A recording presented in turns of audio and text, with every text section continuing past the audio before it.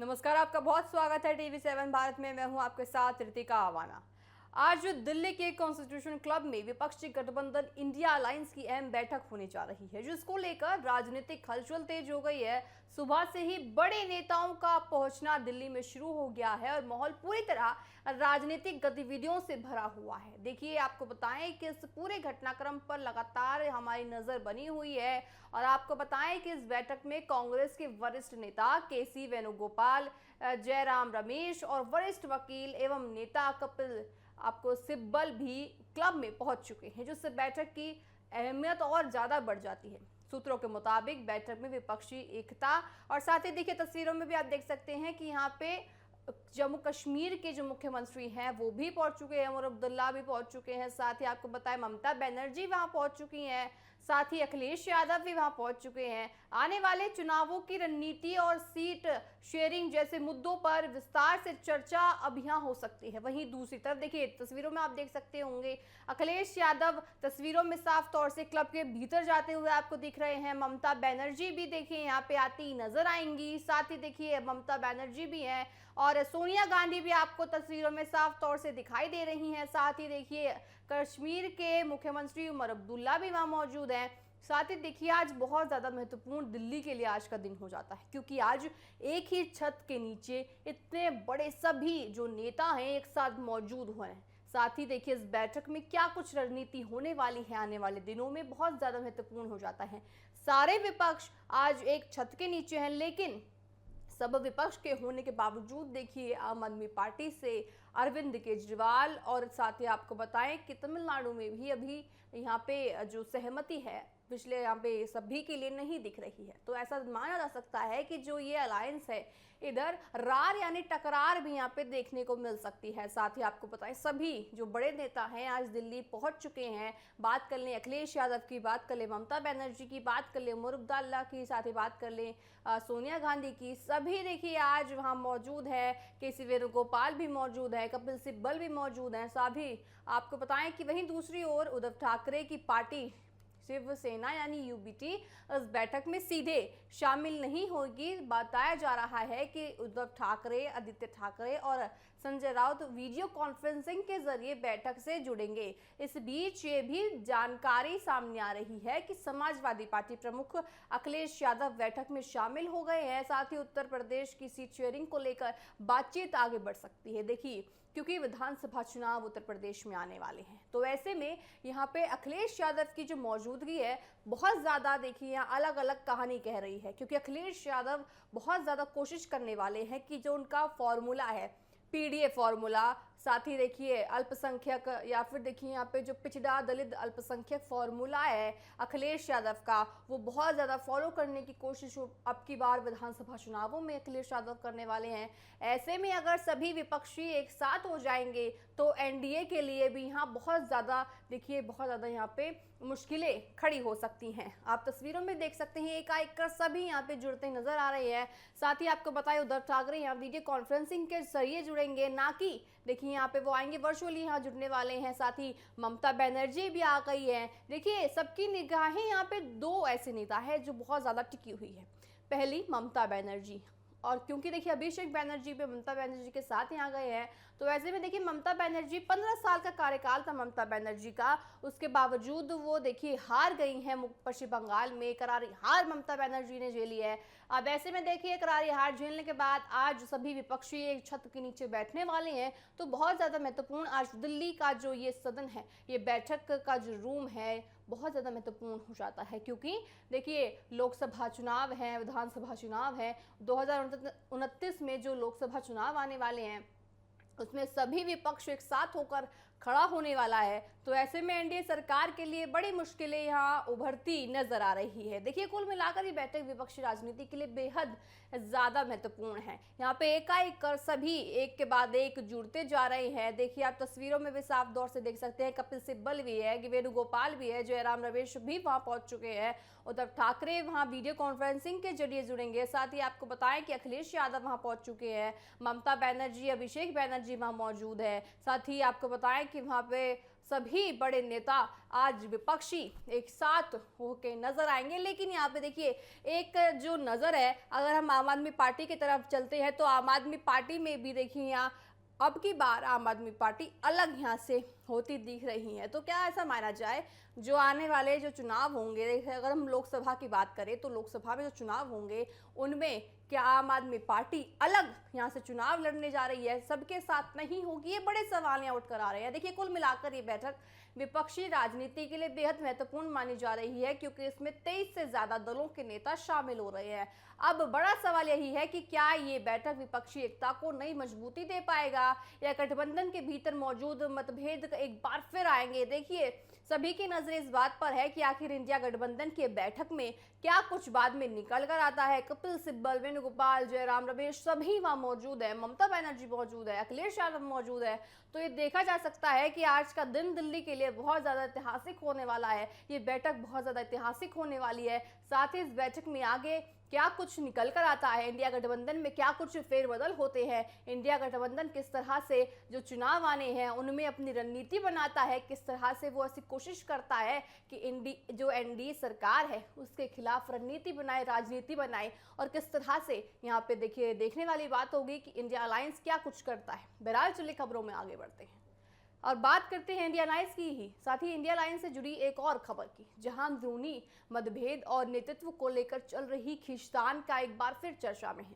JDU के कार्यकारी अध्यक्ष और राज्यसभा सांसद संजय कुमार झा के हालिया बयान के बाद सियासी हलचल तेज हो गई है। संजय झा ने साफ तौर पर कहा है कि मैं ऑन रिकॉर्ड कह रहा हूं कि ममता बनर्जी और अरविंद केजरीवाल ने इंडिया गठबंधन का सत्यानाश कर दिया है। उनके मुताबिक गठबंधन के अंदर शुरू देखिए जो ये स्पष्ट और रणनीति के भरोसे कभी नहीं रहे हैं। साथ ही इसके अलावा अगर बात करें जिस कारण विपक्षी एकता मजबूत नहीं हो पाई है, ये पूरा मामला उस समय और दिलचस्प हो गया है जब हम 2024 के लोकसभा चुनाव से पहले की राजनीतिक घटनाओं को देखते हैं। बिहार के मुख्यमंत्री नीतीश कुमार जो पूर्व मुख्यमंत्री हैं, अब देखिए 2022 में एनडीए से अलग होकर विपक्षी दलों को एकजुट करने की कोशिश शुरू हो गई थी। उन्होंने 23 जून 2023 को पटना में पहली बड़ी बैठक कर विपक्षी दलों को एक मंच पर लाने की पहल की, जिसके बाद ये गठबंधन का नाम रखा गया,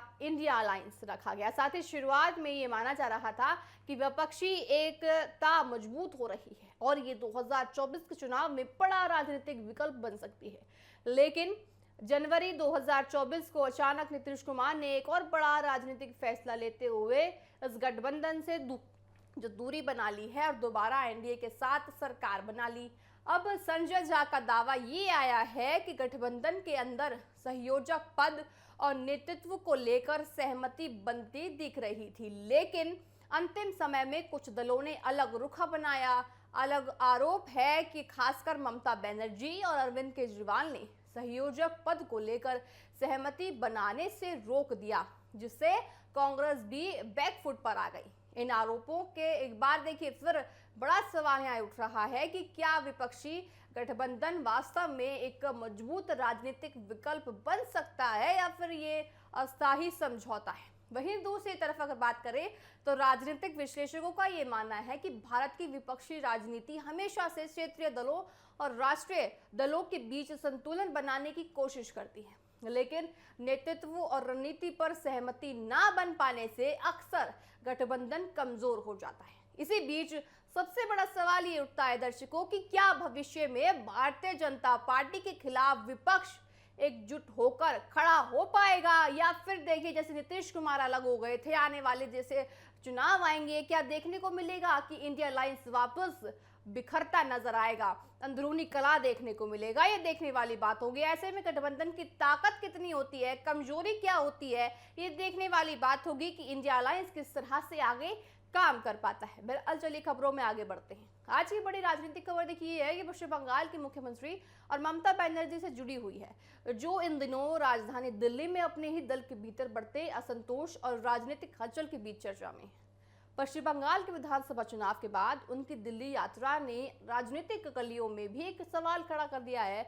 खबरों के मुताबिक जब ममता बनर्जी दिल्ली पहुंची और टीएमसी के गतिविधियों में हिस्सा लेने की कोशिश की तो इस बार नजारा बिल्कुल अलग था। जो नेता हमेशा समर्थकों, सांसदों और कार्यकर्ताओं की भीड़ से घिरी रहती थी, इस बार वही दिल्ली में काफी हद तक अकेली नजर आई। जी हाँ, सूत्रों के अनुसार पिछले 15 वर्षों में ये पहला मौका आया है जब ममता बनर्जी के दिल्ली आगमन पर वैसा राजनीतिक शांति प्रदर्शन नहीं दिखा जिसके लिए उनकी पार्टी जानी जाती थी। आमतौर पर एयरपोर्ट से लेकर उनके आवास तक भारी संख्या में टीएमसी सांसद और कार्यकर्ता मौजूद रहे थे, लेकिन इस बार स्थिति बिल्कुल शांत रही है। देखिए, ये कहा जा सकता है कि जिस तरह से 15 कार्यकाल उनका रहा, 15 सालों का कार्यकाल पश्चिम बंगाल में रहा, तो ऐसे में अगर वो दिल्ली आते थे तो उसके बाद देखिए उनका जो स्वागत था वो अलग अंदाज में होता था। लेकिन अब देखिए, वो ममता बनर्जी मुख्यमंत्री नहीं है,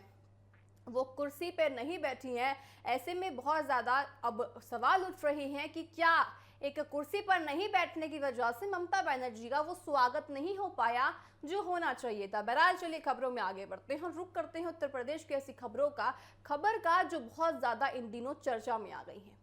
राम मंदिर को लेकर, दान पेटी को लेकर देखिए गंभीर सवाल खड़े हो रहे हैं और आरोप भी उठ रहे हैं। आरोप और जांच की चर्चा ने राजनीतिक माहौल गर्म कर दिया है। ये मामला जब सामने आया, देखिए यहाँ पे ये मामला अब सिर्फ धार्मिक या प्रशासनिक नहीं रहा है, बल्कि राजनीतिक बहस का एक केंद्र बन गया है। पूरा मामला उस समय शुरू हुआ जब समाजवादी पार्टी प्रमुख अखिलेश यादव ने आरोप लगाया कि राम मंदिर के दान पत्र में गड़बड़ी और पैसों के गबन की आशंका है। उनके इस बयान के बाद सियासत तेज हो गई है और सत्ता पक्ष व पूरे दोनों में देखिए शुरुआत में इन आरोपों को सख्ती से खारिज कर दिया है।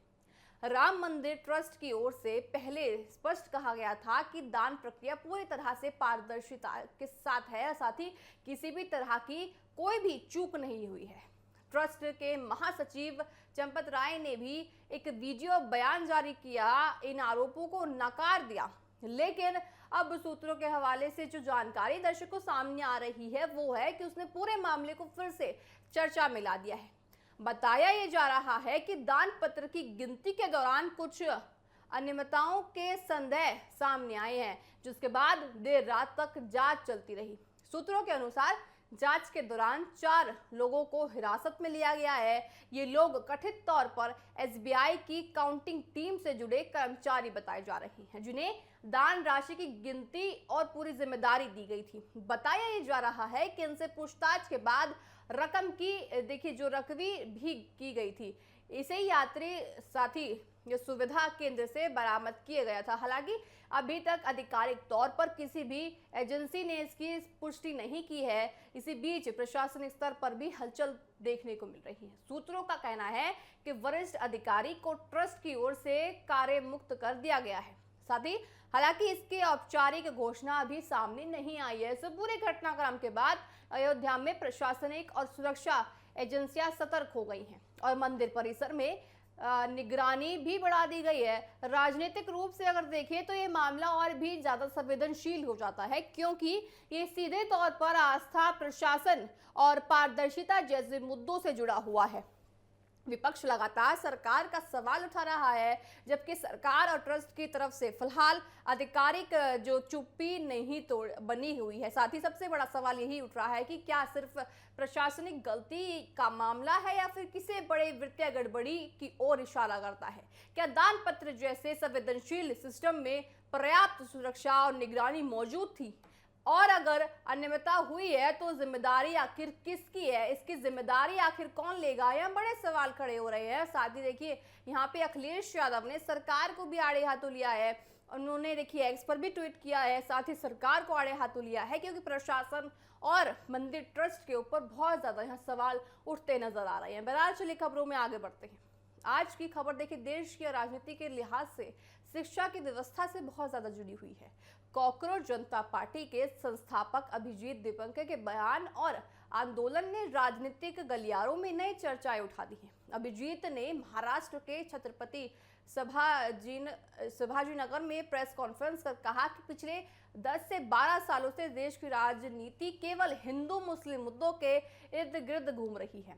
साथ ही जबकि सबसे बड़ा मुद्दा बेरोजगारी है, शिक्षा व्यवस्था की हालत बेकार है, ये सबसे बड़े मुद्दे अभिजीत ने बताए हैं।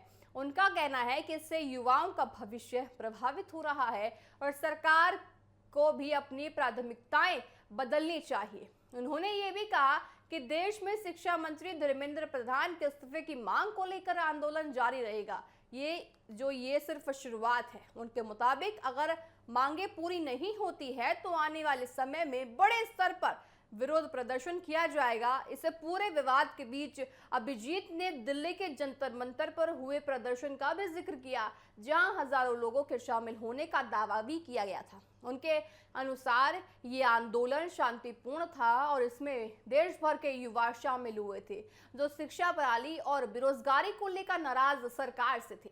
अभिजीत का ये कहना है कि किसी राजनीतिक दल का आंदोलन नहीं है, बल्कि एक जन आंदोलन है जिसमें किसी पार्टी से सीधा जुड़ाव नहीं रखता है। उनका दावा है कि जेन-ज़ी आंदोलन है जो सिस्टम से सवाल पूछता है और बदलाव चाहता है। साथ ही देखिए सवाल यहाँ ये उठ रहे हैं कि अभिजीत का ये कहना है कि जो ये आंदोलन है वो जेन-ज़ी आंदोलन है, लेकिन जेन-ज़ी आंदोलन के होने के बावजूद देखिए मैं खुद मौजूद थी जब वहां पे ये प्रदर्शन हुआ, जब जेन-ज़ी वहां पे थे तो जेन-ज़ी के साथ साथ कुछ ऐसे शख्स थे, देखिए 30 साल की उम्र के लोग, 40 साल की उम्र के लोग, क्या वो भी जेन-ज़ी है? ऑफकोर्स देखिए वो जेन-ज़ी नहीं है, क्योंकि वो आंदोलन के लिए वहां आए थे। तो ऐसे में यहाँ बड़े सवाल उठ रहे हैं, क्योंकि वो जेन-ज़ी नहीं थे तो वो क्यों आखिर वहां जंतर मंतर में उस वक्त मौजूद थे? बड़े सवाल यहाँ उठ रहे हैं। क्या इसके पीछे भी कोई राजनीतिक सवाल है या इसके पीछे भी कोई राजनीति जो पहलू है वो जुड़ा हुआ है? साथ ही मैं आपको याद दिलाना चाहूंगी कि आम आदमी पार्टी भी कुछ इसी तरह पनपी थी राजनीति में। आपको याद होगा आम आदमी पार्टी भी देखिए जिस तरह से एक आंदोलन के साथ उठती थी अरविंद केजरीवाल, ऐसा ही ठीक अभी देखिए देखने को कॉकरोच जनता पार्टी के साथ भी दिख रहा है। तो बड़ा सवाल यहाँ ये उठ रहा है कि आने वाले समय में जिस तरह से आम आदमी पार्टी एक आंदोलन के बाद राजनीति के रूप में उतर कर आई थी, क्या कॉकरोच जनता पार्टी भी इसी को फॉलो करके राजनीति में अपना कदम बढ़ाएगी? देखिए इसी बीच सोशल मीडिया पर भी इस आंदोलन को लेकर तेजी से प्रतिक्रियाएं देखने को मिल रही हैं। बताया यह जा रहा है कि कॉकरोच जनता पार्टी के फॉलोअर्स की संख्या में अचानक बड़ी बढ़ोतरी हुई है, जिससे ये मुद्दा डिजिटल प्लेटफॉर्म पर भी चर्चा में आ गया है। हालांकि राजनीतिक विश्लेषकों का ये मानना है कि सोशल मीडिया पर लोकप्रियता को और जमीनी राजनीति में फर्क बहुत होता है। सवाल ये है कि क्या ये आंदोलन केवल ऑनलाइन समर्थन तक सीमित रहेगा या वास्तव में इसे राजनीतिक ताकत में बदल दिया जाएगा? इसी बीच अभिजीत दीपंके ने सरकार और विपक्ष दोनों पर सवाल उठाते हुए कहा है कि भारत की राजनीति में केवल आरोप प्रत्यारोप और पूरी तरह से भ्रम का मुद्दा इस्तेमाल और भ्रम फैलाने का काम राजनीति में हो रहा है, जबकि असली मुद्दे जैसे रोजगार, शिक्षा और विकास पूछे से जो वंचित लोग हैं, शिक्षा है, देखिए रोजगार है, ऐसे मुद्दों पर सरकार बात नहीं कर रही है, सिर्फ हिंदू मुस्लिम का यहाँ पे बात रखी जा रही है। तो इनका ये कहना है कि सरकार जो है असली मुद्दों से पीछे हटकर सिर्फ और सिर्फ धर्म की राजनीति कर रही है। साथ ही जो अभिजीत का बयान में बड़ा विवाद जड़ा हुआ है कि अब उन्होंने कहा है कि कॉकरोच शब्दों को लेकर उनकी पार्टी को बदनाम किया जा रहा है, जबकि उनका दावा ये है कि शब्दों उन्होंने युवाओं की आवाज उठाने के प्रतीक के तौर पर इस्तेमाल किया है। इस पूरे घटनाक्रम ने एक बार फिर सवाल खड़ा कर दिया है कि क्या भारत में नए राजनीतिक आंदोलन वाकई जमीनी स्तर पर और असर डाल पाएंगे या फिर ये सिर्फ सोशल मीडिया आधारित अभियान बनकर रह जाएगा? देखिए यहाँ बड़े सवाल उठ रहे हैं कि क्या कॉकरोच जनता पार्टी वास्तव में राजनीति में कदम रखने वाली है? तो सोशल मीडिया से ये जंग उठी थी, क्या अब राजनीति में अपना एक रूप, प्रचंड रूप लेकर आएगी? जेन-ज़ी के साथ ये देखने वाली बात होगी। बहरहाल आप पूरी तमाम खबरों के जानने के लिए, देश दुनिया की खबरों को जानने के लिए देखते रहिए TV7 भारत। लेकिन अभी के लिए मेरे साथ इतना ही। आप देखते रहिए TV7 भारत। नमस्कार।